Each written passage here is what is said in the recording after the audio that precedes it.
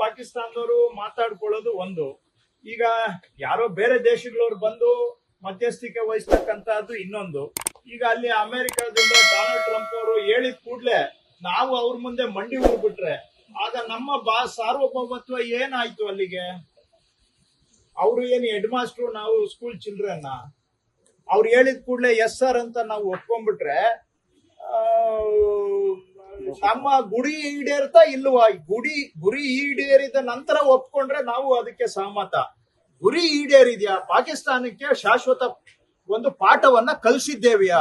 ಇನ್ನೊಂದು ಬಾರಿ ಮತ್ತೆ ಅವರು ನಮ್ಮ ದೇಶದಲ್ಲಿ ಕೈ ಹಾಕದ ರೀತಿಯಲ್ಲಿ ಅವರಿಗೆ ಬುದ್ಧಿ ಕಲಿಸಿದ್ದೇವೆಯಾ? ಇದು ಬಹಳ ಮುಖ್ಯ.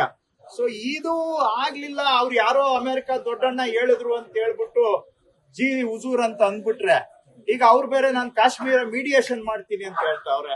ಹಾಗಾದ್ರೆ ಕಾಶ್ಮೀರ ಇಂಟರ್ನ್ಯಾಷನಲ್ ಇಶ್ಯೂ ಆಗ್ಬಿಟ್ರೆ ನಾವಾಗೆ ನಾವು ತೀರ್ಮಾನ ಮಾಡಿದೀವಿ ಕಾಶ್ಮೀರ ನಮ್ಮ ಆಂತರಿಕ ವಿಷಯ, ನಿಮ್ಗೆ ಯಾರಿಗೂ ಸಂಬಂಧ ಇಲ್ಲ ಅದು ಅಂತ ಹೇಳಿ.